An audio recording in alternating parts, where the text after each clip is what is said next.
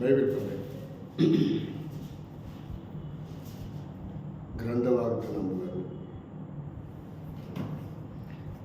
గ్రంథవాగ్దనములన్నీ నావి రాతి ఆచయంబు వరస వచనము తాన దివ్య ప్రేమ వాగ్దనంబులు గ్రంథవాగ్దనంబులన్నీ నావి. దేవుని వాక్యంలో నుండి అపోస్తలుల కార్యం 7వ అధ్యాయం.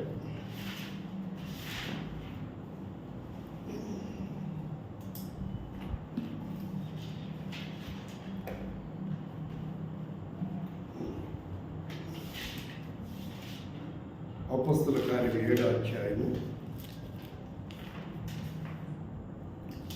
చివరి వచ్చిన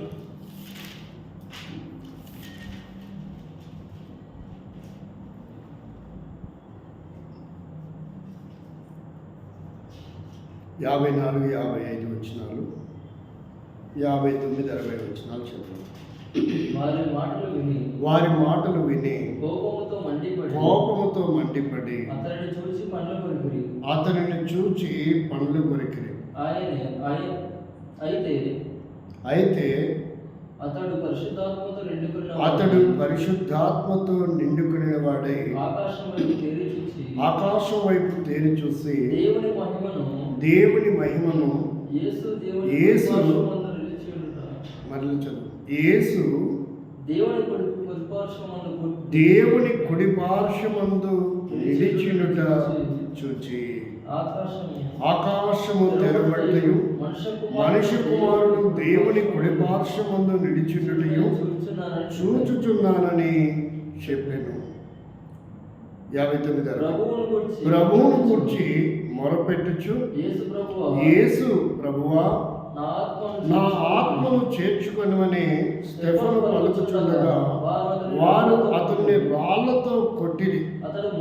అతడు మోకాలుని ప్రభువా వారి మీద ఈ పాపము మోపకమని గొప్ప శబ్దంతో పలికెను.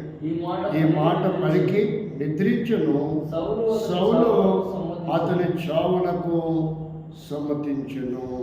ప్రేమల తండ్రి, ఈ మాటలు మా వెనుకల్లో దేవునికరంగా చేయమని కృప చూపించమని, ఈ బైబిల్ పఠనంలో కొన్ని విషయాలు ధ్యానించడానికి మా గ్రాహ్యాన్ని ప్రభు మరి తెరవండి, గ్రహించగలిగేటట్లు కృప చూపించమని, వాక్యంలో ఉన్న భావం ఆ లోతైన కార్యములను ఎరుగునట్లుగా మా మనోనేత్రాన్ని వెలిగించమని, పరిస్థితులను సమగ్రవంతంగా అర్థం చేసుకొని పరిచయం చేయడానికి ఆత్మపరుడిగా చేయమని కృప చూపించమని యేసుక్రీస్తు నామంలో ప్రార్థిస్తున్నాము తండ్రి, ఆమేన్. ఇక్కడ మనం చూస్తే 60వ వచనంలో మనకి 2 వ్యక్తులు కనబడుతున్నారు. ఆ 2 వ్యక్తులలో ఉన్న ఆ వ్యక్తిత్వాలను, వారి యొక్క స్థితిగతులను ఈరోజు కొద్ది నిమిషాలు మనం ధ్యానం చేస్తాం. వారు ఎలా ఉన్నారు, మనం ఎలా ఉన్నాం, కంపేర్ చేసుకొని భావితరంలో నేనేమై ఉండాలి, నేను ఎలా ఉండాలి అనే విషయాన్ని మనం ఈరోజు అధ్యయనం చేస్తాం. చూడండి, 60వ వచనంలో చదివితే ఆ 2 వ్యక్తులు మనకు అర్థమవుతుంది. ఒకసారి చదవండి.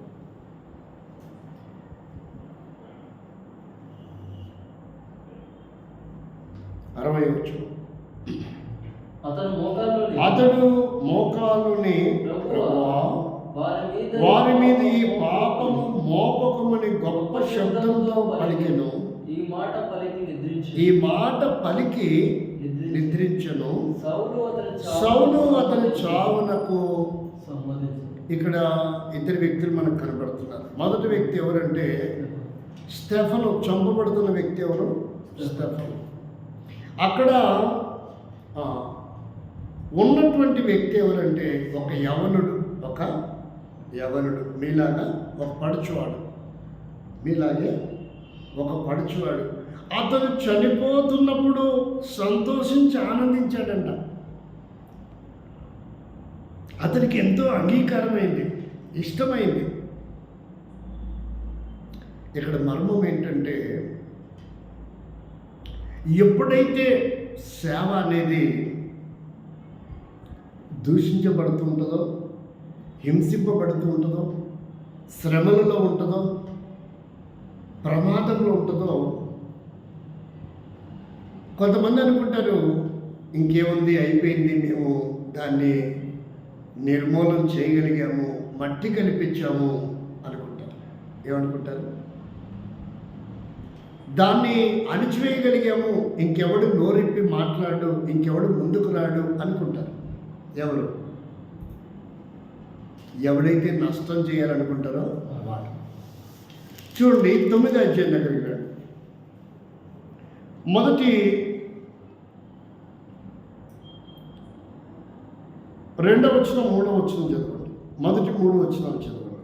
9వ అధ్యాయం ఏం జరిగింది? సౌలు ఇంకను ప్రభు యొక్క శిష్యులను బెదిరించుటయును హత్య చేయుటయును తనకు ప్రాణాధారమైనట్టుగా ప్రధాన యాజకుల యొద్దకు వెళ్ళి ఈ మార్గమందున్న పురుషులనైనను స్త్రీలనైనను కనుగొనిన ఎడల వారిని బంధించి యెరూషలేమునకు తీసుకొని వచ్చుటకు దమస్కులోని సమాజముల వారిని పత్రికలిమ్మని అడిగిను. అతడు ప్రయాణం చేయించు దమస్కు దగ్గరకు వచ్చి వచ్చినప్పుడు అకస్మాత్తుగా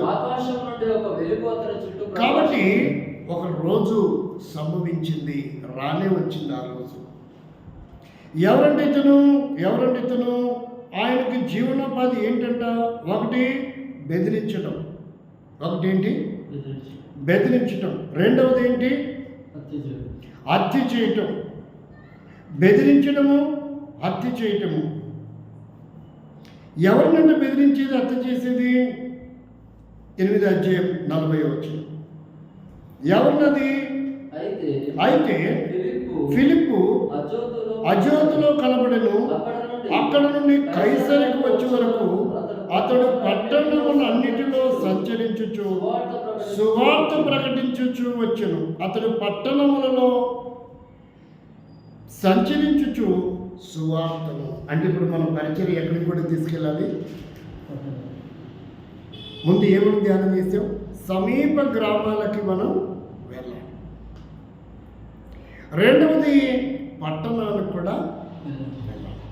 సమీప గ్రామం చేస్తే సరిపోదు, పట్టణములలో కూడా దాన్ని తీసుకొని వెళ్ళాలి. పట్టణంలో జరిగినటువంటి ఇన్సిడెంట్ ఏంటంటే శిష్యులని బెదిరించటము. మొదటిది ఏంటి? ఇది 2025 మార్చి ఏప్రిల్లో జరిగిన విషయం కాదు. ఇది ఎప్పటి నుంచి ఉందంటే ఇది మొదటి 100వ శతాబ్దంలోనే ఉంది. ఇది ఒకటేంటి? బెదిరించడం ఉంది, రెండవది హత్య చేయడం ఉంది. ఆ లిస్టు చెప్పాడు ఇక్కడ. ఎవరెవరు హత్య చేశారంట? పురుషులైనను స్త్రీలనైనను కనుగొనిన ఎడల వారిని బంధించి యెరూషలేమునకు తీసుకొని వచ్చుటకు దమస్కులో ఉన్న సమాజముల వారికి, ఎక్కడో ఉన్న వారిని కూడా, ఇక్కడున్న కాదు, యెరూషలేములో ఉన్నవారే కాదు, ఎక్కడో దమస్కులో. కాబట్టి సంఘము హింసింపబడుతూనే ఉంటుంది, అవమానపరచబడుతూనే ఉంటుంది, ప్రమాదానికి గురవుతూనే ఉంటుంది. ప్రకటించేవాడైనా, లైన్లో నిల్చున్న వాడైనా, బైబిల్ పెట్టుకొని దేవుని మందిరానికి, దేవుని ఆరాధించడానికి వెళ్ళే వారికైనా,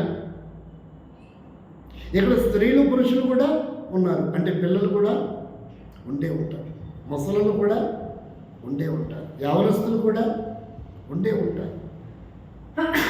కాబట్టి ఇక్కడ మనం గమనించవలసిన విషయం ఏంటంటే, వారు అనుకున్నారు మేము స్టెఫన్ని చంపగలిగాము. స్టెఫన్ ఎవరంట స్టెఫన్? స్టెఫెను గురించి రాయబడిన మాట చూడండి 59లో 7వ అధ్యాయంలో. స్టెఫెను యొక్క క్వాలిఫికేషన్స్ రాయబడ్డాయి అక్కడ. ఒకటి, ప్రభువును గురించి మొరపెట్టుచు యేసు ప్రభువా, అంటే ఎంతటి ప్రాముఖ్యత కలిగిన వ్యక్తి. ఇంకా మీకు అర్థం కావాలంటే 55లో అతని క్యారెక్టర్, అతని గుణగణాలు రాయబడ్డాయి. అయితే ఒకటి, అతడు పరిశుద్ధాత్మతో నింపబడినవాడు. ఏంటంట? దేంతో నింపబడ్డాడు? భావోద్రేకంతో నింపబడినవాడు కాదు. కులకట్లు మతకట్లతో నింపబడినవాడు కాదు. అతనికి కులము కానీ మతము కానీ ప్రాంతము కానీ ప్రామాణికత లేదు. దేంతో నింపబడ్డాడు? దేంతో నింపబడ్డాడు? అతనికి కుల చాదస్తం లేదు, ప్రాంతము యొక్క చాదస్తం లేదు, మతం యొక్క చాదస్తం లేదు. ఎంతో నింపబడ్డాడంట? పరిశుద్ధాత్మతో నింపబడిన వాడై, నిండుకొనిన వాడై, ఆకాశము వైపు తేరి చూచి దేవుడి మహిమను, యేసు దేవుని కుడి పార్శ్వమందు నిలిచినట ఎట్లున్నాడంట? శరీరంతో ఉన్నాడు, భూమి మీద ఉన్నాడు, కానీ ఏ విషయాలు చూశాడు? పర సంబంధమైన విషయాలను చూడగలిగాడు. ఇంతటి వక్త, ఇంతటి మహనీయుడు, ఇంతటి మహానుభావుడు, దిగ్గజం లాంటి వ్యక్తి, వెన్నెముక లాంటి వ్యక్తి క్రైస్తవానికి ప్రాంతాలలో ప్రామాణికమైనటువంటి వ్యక్తి స్టెఫెన్ ఏం చేశాడంట? చంపేశారు. చంపినప్పుడు వారి సంఖ్యలు గుద్దుకున్నారు. మేము జయం పొందాం, వారిని నిర్వీర్యం చేశాం, లేకుండా చేశాం అనుకున్నారంట. ఎవరైతే స్టెఫెన్ మరణానికి చూసి సంతోషించి ఆనందించాడో ఎవరంట? ఆయన 59 వచ్చు. ఆయన ఎవరో, ఏ వయసులో ఉన్నాడో రాశాడు. 58 వచ్చు. సాక్షులు అట్లాగా పట్టణపు వెలుపలికి అతన్ని వెళ్ళగొట్టి రాళ్ళను చంపిరి. సాక్షులు సౌలు అను ఒక యవని పాదముల యొద్ద అతని వస్త్రాలు పెట్టిరి. అయ్యా, ఎందుకు అతన్ని చంపుతున్నారయ్యా? అది మంచి పద్ధతి కాదయ్యా. ఎంతమంది కలిసి ఒక్కరిని చంపడం ఇది అమానుష్యం, ఇది దౌర్భాగ్యకరమైన విషయం అని అనలేదు సౌలు. ఏ వయసులో ఉన్నాడంట? యవన కాలంలో ఉన్నాడు. అంటే భావోద్రేకంతో ఉన్నాడు, ఎంజాయ్ చేశాడు. ఎవరు మరణాన్ని? చిత్రహింసలు పెట్టి చంపబడుతున్నటువంటి సౌలు స్టెఫెను మరణాన్ని ఆనందించాడు, కెరింతలేశాడు. ఆహా, నా భాగ్యం ఎంత గొప్పది, ఇట్టి మరణాన్ని ఎవరు చూడలేదే, నేనెంత ధన్యుణ్ణి. ఇక వీడు అయిపోయాడు, ఇంకా ఎవడు కూడా మరలా ఈ స్థలానికి వచ్చి ప్రకటించేవాడు లేడు, రాడు. అయిపోయింది అనుకున్నారు. ఏమనుకున్నారు? అయిపోయింది అనుకున్నాడు. ఏ యవనుడైతే ఉన్నాడో ఆ యవన్నే దేవుడు పట్టుకున్నాడు. ఒకరోజు ఏం చేశాడు? ఆ యవన్నే దేవుడు పట్టుకున్నాడు. ఇతనికి ఎలాంటి అలవాట్లు ఉన్నాయంట? స్టెఫెన్ని చంపుతున్నప్పుడు కళ్ళారా చూసిన ప్రత్యక్ష సాక్షి ఎవరైతేను స్టెఫెన్ని చంపుతున్నప్పుడు ప్రత్యక్ష సాక్షి ఇతను సౌలు. ఏ వయసులో ఉన్నాడు? ఎవరి కాలంలో ఉన్నాడు. కాబట్టి 9వ అధ్యాయం వచ్చే వరకే అదే పనిగా తీసుకున్నాడు. ఎప్పుడైతే ఇక్కడ స్టెఫెన్ని చంపారో, క్రైస్తవుల్ని, నాయకుల్ని, సేవకుల్ని, స్వార్థకుల్ని చంపాడో అదే ఈయన పనిగా తీసుకున్నాడు. ఎవరు? సౌలు కూడా అదే పనిగా తీసుకున్నాడు. దేవుడు వదిలిపెట్టాడా? రాణించగలిగాడా? సాధించగలిగాడా? తారస్థాయికి వెళ్ళగలిగాడా? లేదు. ఏ సౌలు స్టెఫెను మరణాన్ని ఆనందిస్తూ వచ్చాడో ఆయన తర్వాత ఎవరినైనా సరే అలాగే చంపి, హింసించి, బెదిరించి చంపుతూ స్టెఫెను ఇక్కడ సౌలు ఎవరు? మతనిష్ట కలిగిన వాడు. ఈనాడు యవనస్తుల్ని నింపుతున్నారు. దేంతో? మత ఉన్మాదులుగా తయారు చేస్తున్నాడు. అరే, నీకు బంగారం లాంటి భవిష్యత్తు ఉందిరా, నీ తల్లిదండ్రి నీ కోసం చదువు చెప్పిస్తున్నారా, నువ్వు ప్రయోజనం కావాలని కోరుకుంటున్నారా, నువ్వు బాగా చదువుకోరా అని వాడిని నూరిపోయట్లేదు. ఏం నూరిపోస్తున్నారు? మత విద్వేషాలను నిరూపిస్తున్నారు, రెచ్చగొడుతున్నారు, భావోద్రేకంతో నింపుతున్నారు, వాడి జీవితం నాశనం చేస్తున్నాడు. వాళ్ళకు కూడా తెలియట్లే యవనస్తులకి, అయ్యో ఇలా వెళ్తే మా జీవితం నాశనం అయిపోతుందే, మా తల్లిదండ్రులు మా మీద ఎన్ని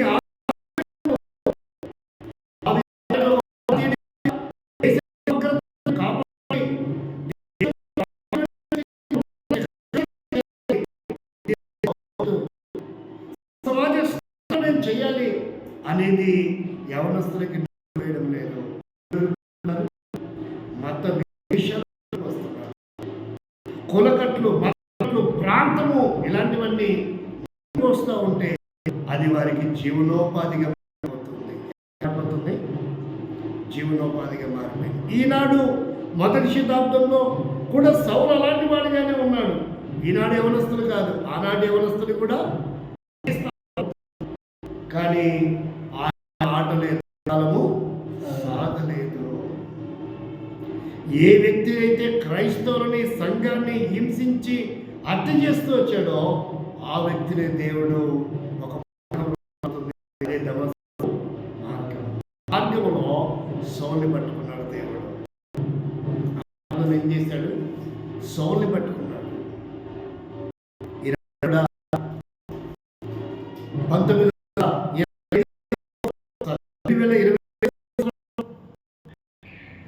మార్చి 25 తారీఖు జరిగిన ఇన్సిడెంట్. అక్కడ కూడా కొంతమంది ఉన్నారు, సంతోషించారు, కొంతమంది ఆనందించారు, సోషల్ మీడియాలో వీడియోలు పెట్టుకున్నారు, ఎంజాయ్ చేశారు, పాటలు కూడా పాడుకున్నారు. కానీ ఆనాడు సౌల్ని వదిలిపెట్టిన దేవుడు ఈనాడు కూడా వాళ్ళని తగిన కాలంలో పట్టుకుంటారు. ఏ పోలీసులు పట్టుకోకపోవచ్చు, ఏ ప్రభుత్వ యంత్రాంగం పట్టుకోకపోవచ్చు, a CBI పట్టుకోకపోవచ్చు, A high court, supreme court వారిని పట్టుకోకపోవచ్చు, కానీ వారు తప్పించబడే అవకాశం లేదు. వారు ఖచ్చితంగా పట్టుబడాల్సిందే ఒకరోజు. ఎలా పట్టుబడతారంటే, కాబట్టి దాన్ని ఏమంటారంటే కర్మఫలం అని పిలుస్తారు. దాన్ని ఏమని పిలుస్తారు? కర్మఫలం. ఎవడి కర్మ వాడనుభవించక తప్పదు రన్న అంటున్నారు. ఆ కర్మ ఎలా పట్టుకుంటుందో సంఖ్యాకాండం 32:32 చదివితే ఒకరోజు పట్టుకుంటుందంట. ఎవరెవరు పట్టుకోకపోవచ్చు? పోలీస్ యంత్రాంగం పట్టుకోకపోవచ్చు, ప్రభుత్వాలు పట్టుకోకపోవచ్చు, హైకోర్టు పట్టుకోకపోవచ్చు, సుప్రీంకోర్టు పట్టుకోకపోవచ్చు. కానీ ఎవరు పట్టుకుంటారు? వారి కర్మఫలం. 32 చూస్తే 23, 32 అధ్యాయము సంఖ్యాకాండం 23 మీరు అట్లు చేయని ఎడల యెహోవా దృష్టికి పాపము చేసిన వారగుదురు కనుక మీ పాపమే మిమ్మల్ని ఏం చేస్తుంది? కాబట్టి వాడి కర్మఫలం, వాడు తప్పించుకున్నా అనుకోవచ్చు. ఒకవేళ నిజాయితీ గల వారిని బంధించవచ్చు, ఏ నేరము లేకపోయినా నేరస్తునిగా చిత్రీకరించవచ్చు, తప్పుడు సాక్ష్యాలు చెప్పి, తప్పుడు ఆధారాలు ప్రూఫ్ చేసి. కానీ ఒకరోజు సృష్టికర్త అయిన దేవుడు, న్యాయాధిపతి అయిన దేవుడు, నీతివంతుడైన దేవుడు, లంచము తీసుకున్నటువంటి దేవుడు, పక్షపాతం లేనటువంటి దేవుడు ఖచ్చితంగా తీర్పు ఒకరోజు తీరుస్తాడు. ఆలస్యం అవ్వచ్చు కొంత. ఒకరోజు అనుకుంటుందంట, ఎవరు? చెట్టుకుండి పచ్చగా వాడిపోయిన ఆకు రాలిపోతూ ఉంటే చెట్టుకి కొత్తగా లేతగా చిగురొచ్చిన ఆకు సంతోషిస్తూ సంకలు పట్టుకుంటుందంట. ఆహా, నా భాగ్యం ఎంత గొప్పది, ఈ పండుటాకు రాలిపోతుందే అనుకుంటుందంట. ఏమాకు? పచ్చగా చిగిరిస్తున్న ఆకు. పండుటాకు రాలిపోతా అనుకుంటుందంట. నువ్వు ఇక్కడ స్థిరంగా ఉండే అవకాశం లేదు. ఈరోజు నేను ఏ విధంగా అయితే పండుబడి రాలిపోతూ ఉన్నానో ఒకరోజు నీకు కూడా ఆ రోజు రాబోతుంది. నీకు కూడా ఆ రోజు రాబోతుంది. ఒక ఆత్మీయమైన పాఠం, రాలిపోతున్న పండుటాకు అప్పుడే చిగురించి అందంగా కనపడుతున్న చిగురాకుతో మాట్లాడుతుంది. భూమికి ఎవడు శాశ్వతం కాదు. ఎవడైనా భూమిలోకి వెళ్ళాల్సిందే. ఎవడి కర్మఫలం వాడిని వదిలిపెట్టదు. కొంతమంది అంటారు వాడి కర్మరా, వదిలేయండి వాడిని అంటారు. కానీ నేరస్తులుగా ఎవ్వరికి మనం దొరకకుండా తప్పించుకొని దాక్కున్నా సరే ఒకరోజు దాన్ని మనం అనుభవించక తప్పదు. ఎవడు పట్టుకుంటాడంట? పాపమే అని పట్టిస్తుంది. పాపమే అని ఏం చేస్తుంది? పట్టిస్తుంది. ఇంకా మనం చూస్తే వాడు ఖచ్చితంగా కర్మఫలాన్ని అనుభవించాల్సిందే. కర్మఫలాన్ని అనుభవించాల్సిందే. కాబట్టి సౌలుకు ఒక రోజు కర్మఫలం వచ్చింది. ఎక్కడ దొరికాడు? దమస్కు మార్గంలో గుర్రం మీద నుండి విర్రమీగి తొలతొగితోడు నేల మీద పడ్డాడు. చూపు మందగిలింది, దృష్టి లోపం వచ్చింది, కనపడడం లేదు, కేకలు వేస్తున్నాడు. సంకలు కొట్టుకున్నవాడు, తిరగలేదనుకున్నవాడు, నా యొక్క బలగం ఉంది, అది ఉంది, ఇది ఉంది, నేను తలుచుకుంటే ఏమైనా చేస్తా అనుకున్నవాడు ఇక్కడ దమస్కు మార్గంలో నిరాధారుడుగా పడిపోయినాడు. చూపు కూడా పట్టుకున్నాడు. ఒకరోజు పాపమైన వాడిని పట్టుకుంటుంది, లేదంటే దేవుడైన వాడిని పట్టుకుంటాడు. వదిలిపెట్టేవాడు కాదు. ఆయన అన్యాయస్తుడు. ఒకరోజు పశ్చాత్తాపడ్డాడు. ఏమని పశ్చాత్తాపడ్డాడు? ఒక నరహంతకుడు, నమ్మించి మోసగించిన వాడు. ఎవరంట? నమ్మించి మోసగించిన వాడు. చూడండి ఏమని చెప్తాడంటే, నేను ఆ నీతిమంతుని నిరపరాధి రక్తాన్ని నేను చిందించాను. అపొస్తలుల కార్యం నిరపరాధి రక్తం అంట. ఏంటిది అది?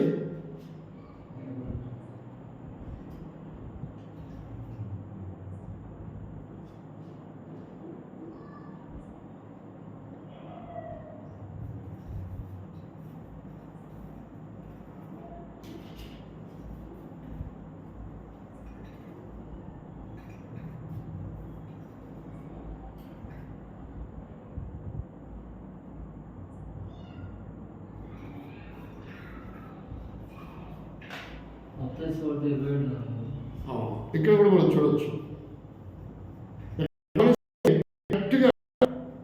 దాని అక్కడ అతని మరణం యొక్క అనుభూతి కనపడుతుంది అపొస్తలుల కార్యంలో. ఇక్కడ మత్తయి సువార్తలు చూడండి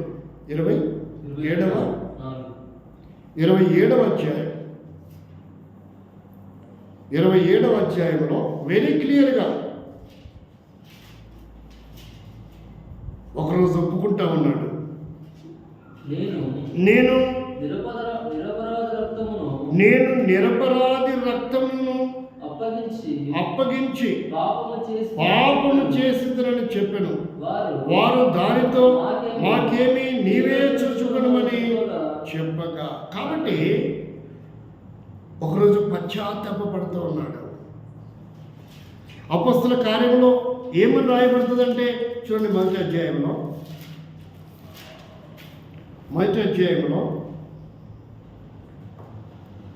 7వ వచనం.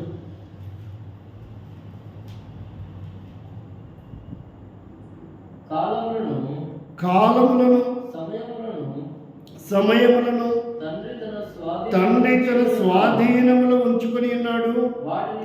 వాటిని తెలుసుకొనుటకు మీ పని కాదు, అయినను పరిశుద్ధాత్మ మీ మీదకి వచ్చినప్పుడు. కాబట్టి ఇక్కడ ఏమంటారంటే కాలము సమయము, వేటి కాలములు అవి జరుగుతాయి. ఎప్పుడు ఏం జరిగినా సరే, ఎప్పుడు ఏవి బయటికి రావాలో అవి బయటికి వస్తాయి. ఎంత రహస్యంగా దాచిపెట్టినా, ఎంత రహస్యంగా దాచిపెట్టినా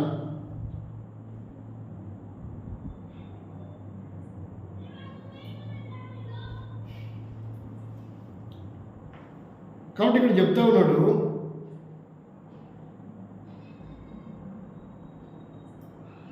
మిద్దెల మీద వినపడుతుందంట. ఏంటిది? మరుగైనది. ఏంటిదంట అది? రహస్యమైనది.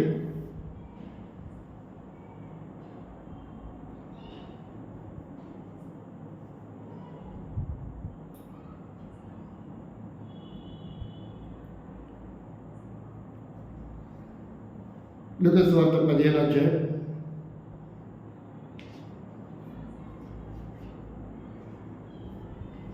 12 చదువు. లూకా సువార్త 12వ అధ్యాయము 2వ. వెరీ క్లియర్గా ఉంది. మరుగైనది ఏదియు బయలుపరచబడకపోదు, రహస్యమైనది ఏదియు తెలియబడకపోదు. అంటే వాటి కాలంలో, వాటి సమయంలో ఎంత దాచిపెట్టినా, ఎంతగా పందిని నంది అని చెప్పిన, నందిని పంది అని చిత్రీకరించి రుజువుపరిచినప్పటికీ మరుగైనది, రహస్యమైనది అంటే ఏమవుతుందంట? బయలుపరచబడుతుంది. మరుగైనది, రహస్యమైనది ఒకరోజు బయటకు వచ్చి కూర్చుంటుంది. దేనికైనా చెదలు పట్టవచ్చు, కానీ నిప్పుకు చెదలు పడతాయా? అందుకని అంటారు నిజము నిప్పు లాంటిది అంటారు. నిజమేమంటారు? దేనికైనా చెదలు పట్టే అవకాశం ఉంది. నిప్పుకే చెదలు పడతాయా? కాలిపోతాయి కదా, మాడిపోతాయి అవి. కాబట్టి నిజం అనేది నిప్పు లాంటిది, రహస్యమైనది, మరుగైనది, కనపడకుండా రూపుమాపినది ఒకరోజు దేవుడు వెలుగులోకి తీసుకొని వస్తాడు. ఒకరోజు వెలుగులోకి తీసుకొస్తాడు. కాబట్టి ఇప్పుడు దమస్కు మార్గంలోకి వచ్చాడు. ఎక్కడికి వచ్చాడు? దమస్కు మార్గం.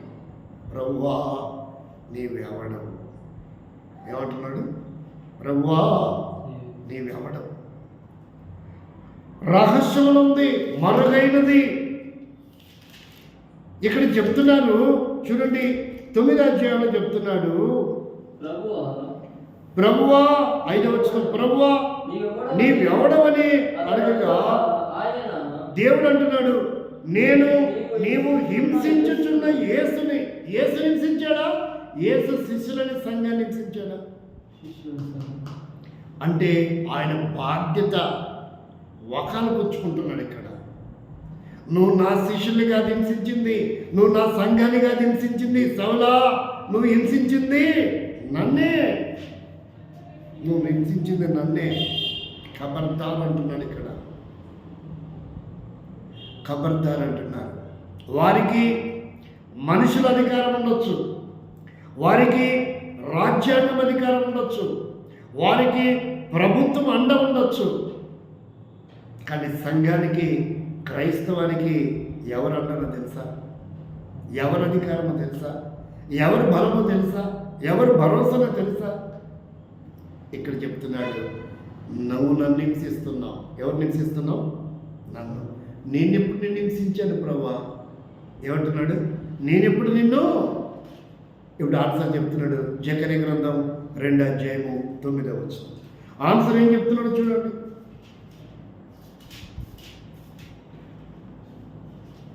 ఆన్సర్ ఏం చెప్తున్నాడో చూడండి. ఎప్పుడు నిన్ను హింసించాను? నేను నా చేతిని వారి మీద ఆడించగా దాసులకు దోపుడు సొమ్మగుదురు. అప్పుడు సైన్యములకు అధిపతి యెహోవా నన్ను పంపి ఉన్నాడని తెలుసుకుందరు. 8వ వచనం చదవండి. 2:8. సైన్యములకు అధిపతి యెహోవా సెలవిచ్చిన దేవుడుగా మిమ్మును ముడితే మళ్ళీ ఖబర్దార్ చెప్తున్నాడు. అందుకే సౌలుని ఏం చేస్తున్నాడు? సౌలుతో మాట్లాడుతున్నాడు. మీరు చంపింది స్టెఫన్ని కాదు, మీరు హింసించింది సంఘాన్ని కాదు, నన్నే. ఏమని చెప్తున్నాడు? నన్నే. చిన్నప్పుడు ఒక స్టోరీ మీరు విన్నారో లేదో, చీమ నువ్వు ఎందుకు కుట్టావంటే, నా బంగారు పుట్టలో ఏలు పెడితే నేను కుట్టకుండగా ఊకుంటానా? ఇప్పుడు అదే బాధ ఇక్కడ. నువ్వు నా సేవకుని హింసించావు, నా ప్రవక్తను హింసించావు, నా నాయకులను హింసించావు, నా సంఘాన్ని హింసించావు. అంటే నువ్వు హింసించింది వాళ్ళని కాదు, ఎవరిని? నన్ను హింసించావు. నువ్వు నన్ను హింసించావు. కాబట్టి నువ్వు భయపడద్దు. ఎవడు అడ్డం వస్తాడో వీళ్ళకి, ఎవడు వీళ్ళకి అండ, ఎవడు వీళ్ళకి నిలబడతాడు, ఎవడు వీళ్ళకి తోడు అంటున్నారు మీరు. కానీ బైబిల్ ఏం చెప్తుందో తెలుసా? బైబిల్ దేవుడు ఏం చెప్తున్నాడో తెలుసా? యెషయా గ్రంథం. వారికి ఉంటే పోలీసు యంత్రాంగం ఉండొచ్చు, వారికి ఉంటే అధికారులు ఉండొచ్చు, ప్రభుత్వం ఉండొచ్చు, కానీ క్రైస్తవుడికి, సంఘానికి, సేవకుడికి, సువార్థికుడికి ఎవడు భరోసా తెలుసా? 30వ అధ్యాయము యెషయా గ్రంథం 30వ అధ్యాయము 3వ వచనం. ఫరో వలన కలుగు బలము అనించండి. 31వ అధ్యాయము 3వ వచనం. ఐగుప్తీయులు మనుషులే కానీ దేవుడు కారు. ఐగుప్తీల గుర్రములు మాంసమే కానీ ఆత్మలు కావు. చాలా ఇక్కడ అర్థమైందా? పోలీసు యంత్రాంగం వారికి ఉన్నా, ప్రభుత్వాలు ఉన్నా, ఇక్కడ దేవుడు చెప్తున్నాడు, క్రైస్తవుడికి, విశ్వాసికి, సంఘానికి, నాయకుడికి దేవుడిస్తున్న భరోసా ఏంటంటే, భారతదేశంలో ఉన్న పోలీస్ యంత్రాంగం కానీ, భారతదేశంలో ఉన్న ప్రభుత్వాలు కానీ ఎవరైతే సేవకుల్ని, నాయకుల్ని, సంఘాన్ని హింసిస్తూ ఉంటారో వారి అండ ఎవరంట? పోలీస్ యంత్రాంగం మరియు భారత ప్రభుత్వం. మరి సేవకుడికి, సువార్థికుడికి, సంఘానికి ఎవరంట? ఎక్కడ చెప్తున్నాడు? ఐగుప్తీయులు మనుషులే కాని వారు దేవుళ్ళు కాదు. రెండవది, ఐగుప్తుల గుర్రాలు అంటే శాసనాలు, లాండ్ ఆర్డర్స్, అది మాంసమే కానీ, అలా బలం ఏంటి? మనుషుల బలమే, మాంస బలమే కానీ వారు ఆత్మను కారు. వారు ఏం ఆధారం చేసుకుంటారు? 2వ వచనం చదవండి. మొదటి వచనం చదవండి. ఇశ్రాయేలీయుల పరిశుద్ధ దేవుని లక్ష్యపెట్టయు యెహోవా యందు విచారింపకయు సహాయము నిమిత్తము ఐగుప్తులకు వెలుచు గుర్రములను ఆధారం చేసుకుని. ఏంటంట? ఎక్కడికి వెళ్ళారు? లోకంలోకి వెళ్ళారు. ఐగుప్తులకు వెలుచు గుర్రములను ఆధారం చేసుకున్నారు. దేన్ని ఆధారం చేసుకుంటున్నారంట? గుర్రం అంటే అర్థం ఏంటి? లాండ్ ఆర్డర్, పోలీస్ యంత్రాంగం అని అర్థం. గుర్రం అంటే ఇక్కడ అర్థం ఏంటి? అంటే గుర్రానికి ఎంత వేగంగా ప్రయాణం చేస్తుంది, దేన్నైనా జయించగలదు, పడగొట్టగలదు. ఎవరినైనా తెచ్చి బొక్కలో వేయగలిగే శక్తి దేనికి ఉంది? పోలీసు యంత్రాంగాలు. వాడు నేరం చేసాడా లేదా తర్వాత విషయం. నేరం నిర్ధారణ కాకపోతే, సారీ సార్, మేము అనుమానం వచ్చి మిమ్మల్ని పట్టుకొచ్చాం, హింసించాం, డబ్బులు ఏమన్నా దయలేయా, సార్ మీ ఇంటికాడ దింపురాపురా. అర్థమైందా? చిత్రహింసలు పెట్టిన తర్వాత వాడిని తీసుకెళ్ళి దింపేసి వస్తారు అవసరమైతే. కానీ ఇక్కడ ఏమంటున్నా అంటే, వారు గుర్రాన్ని ఆధారం చేసుకుంటున్నారు. ఎంత క్లియర్గా రాయబడింది. ఇలాంటి బోధ అందరూ చేయలేరు, అందరికీ రాదు సబ్జెక్టు. వేల మందిలో చెప్పట్లేదు ఇలాంటి బోధలు. సౌండ్ స్పీకర్లు పెట్టి, లౌడ్ స్పీకర్లు పెట్టి, శాలలో సన్మానాలు చేయించుకొని, ఇంత పెద్ద సంస్థ నాయకుడు అని చెప్పించుకొని ప్రచారం చేయించుకుంటున్నారే తప్ప సమగ్రవంతమైన సబ్జెక్టు ప్రజల దగ్గరికి అందడం లేదు. ప్రజల దగ్గరికి అందడం లేదు. వందలాది మంది కూర్చుంటున్నారు, వేలాది మంది కూర్చుంటున్నారు. ఎలా వచ్చి కూర్చుంటున్నారో అలాగే లేచి వెళ్ళిపోతున్నారు తప్ప ఎక్కడ చూడండి ఏం చెప్తున్నాను. ఐగుప్తు గుర్రములను ఆధారము చేసుకుని వారి రథములు విస్తారమని రౌతులు బలాఢ్యులని వారిని ఆశ్రయించిన వారికి శ్రమ.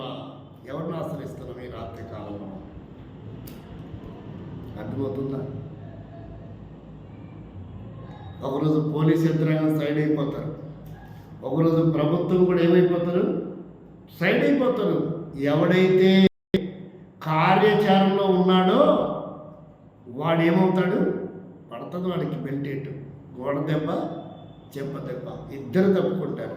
పావుగా వాడుకుంటున్నారు వీళ్ళని. ఎవరు? పోలీస్ యంత్రాంగం కూడా వాడుకుంటారు, ప్రభుత్వాలు కూడా వాడుకుంటారు. వాళ్ళు మాత్రం నిమ్మెకి నీరు ఎత్తినట్టుగా వాళ్ళ పేర్లు బయటికి రాకుండా సైలెంట్గా. అంత పవర్ ఉన్నోడైతే డైరెక్ట్గా ఎందుకు అటాక్ చేయరు? వాళ్ళకి ఆ దమ్ము ధైర్యం లేదు. వీళ్ళు ఎంగిలి మెతుకులకి మోచేతు నీళ్ళు తాగడానికి అలవాటు పడ్డవాడు డబ్బులకి కక్కుర్తిపడి వాడి ప్రాణమును, వాడి కెరీర్ని, వాడి జీవితాన్ని పన్నంగా పెట్టుకుంటాడు. అర్థమవుతుంది నేను చెప్పేది? కనుక ఒకసారి మనం ఆలోచిద్దాం. స్టెఫను చంపబడినంత మాత్రాన పరిచర్య ఆగలేదు, ఆగదది. దాని పేరేంటి?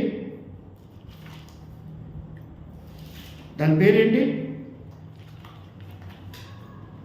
అపోస్తలులందరూ పరిచర్య ఆగిపోయింది. దాని పేరేంటి? పైన చదవండి, మొదటి అధ్యాయం మొదటి పైన.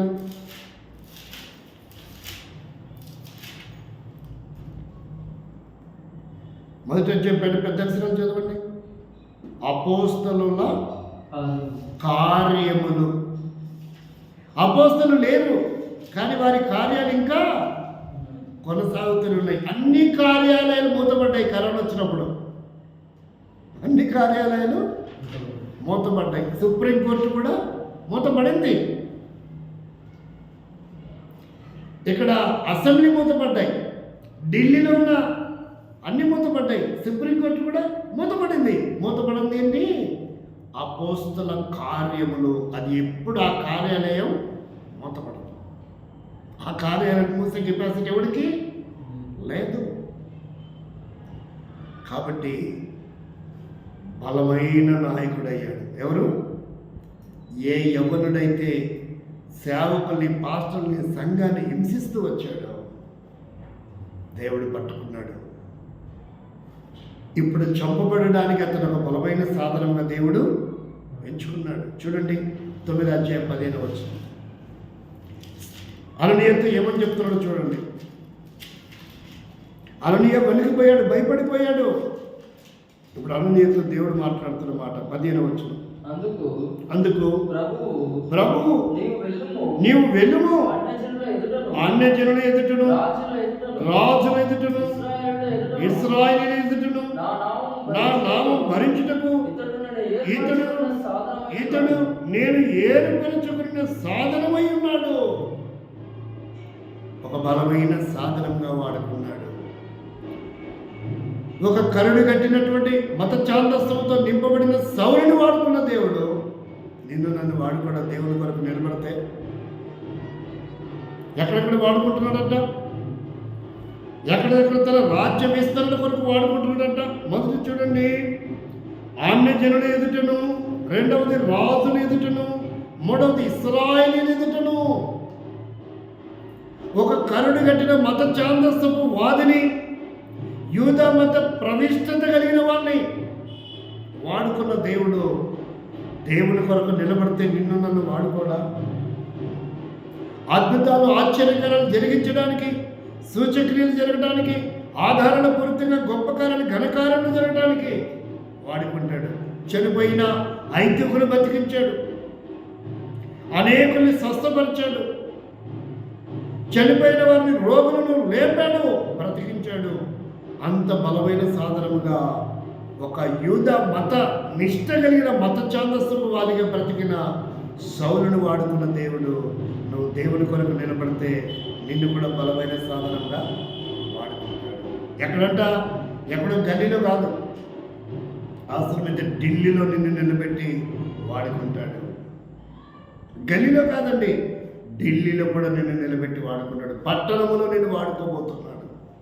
బలమైన సాధనముగా ఆయన కొరకే నిన్ను ఒక ఆయుధముగా తయారు చేయాలనుకుంటున్నాడు. వేలాది మంది, లక్షలాది మందిని దేవుని కొరకే సిద్ధపరిచి దేవుని రాజ్య సమాజ స్థాపన జరిగించడానికి ఒక నాయకుడిగా నిన్ను వాడుకుంటాడు. ప్రభు దగ్గర కనిపెడితే, ప్రభా నేనున్నాను, నన్ను కూడా నువ్వు వాడుకొని అడిగితే, నాకు ఏమి చేత కాదు ప్రభా, నాకు ఏమీ తెలియదు ప్రభా, నేను మాట్లాడలేను ప్రభా, ఆ ప్రావీణ్యత నాకు లేదు, ఆ తలాంతం నాకు లేవు. దేవుడు ఆత్మతో, పరిశుద్ధ ఆత్మ అభిషేకం నీకు ఇస్తాడు. చూడండి, అదే మాట చెప్పాడు 18వ అధ్యాయంలో 9వ వచనం 10వ వచనం ఆ మాట చెప్పాడు. ఏం చెప్పాడో చూడండి. రాత్రి వేళ దర్శనమందు ప్రభువు నీవు భయపడక మాట్లాడము, మౌనముగా ఉండకము, నేను నీకు తోడై ఉన్నాను, నీకు హాని చేయుటకు నీ మీదకి ఎవడునూ రాడు. ఈ పట్టణంలో నాకు బహుజనులు ఉన్నారని పౌలుతో చెప్పాడు. నువ్వెవ్వడికి భయపడాల్సిన పని లేదు. ఏం చెప్తున్నాడు? నువ్వెవ్వడికి భయపడాల్సిన పని లేదు. ఎవడు నీ మీదకి హాని చేయకుండా నేను చూసుకుంటా, నాది భరోసా. ఈ పట్టణంలో బహుజనులు ఉన్నారు. నువ్వైతే ఏం చేయాలంట? దేవుని వాక్యాన్ని వారికి నువ్వు బోధించాలా, నువ్వు మాట్లాడాలా, నువ్వు మౌనంగా ఉండటానికి వీలు లేదు. కాబట్టి బలమైన రాజ్యాన్ని, సంఘాన్ని కట్టడానికి దేవుడు ఒక నాయకుడిగా, ఒక వక్తగా, ఒక సాధనముగా, యవ్వన కాలంలో ఉన్న నాడు సౌల్ని వాడుకున్న దేవుడు మిమ్మల్ని కూడా వాడుకోబోతున్నాడు. దేవునికి మహిమ కలుగునుగాక. ఒక వ్యక్తి చంపబడితే అంతటితో అది అయిపోయేది కాదు. ఒక్క వ్యక్తి చంపబడితే వేల వ్యక్తుల్ని దేవుడు లేపుకుంటాడు. స్టెఫను చనిపోతే సౌలు లేపుకున్నాడు. ఈరోజు నిన్ను కూడా లేపుకోవాలనుకుంటున్నాడు, నిన్ను కూడా సాధనంగా వాడాలనుకుంటున్నాడు.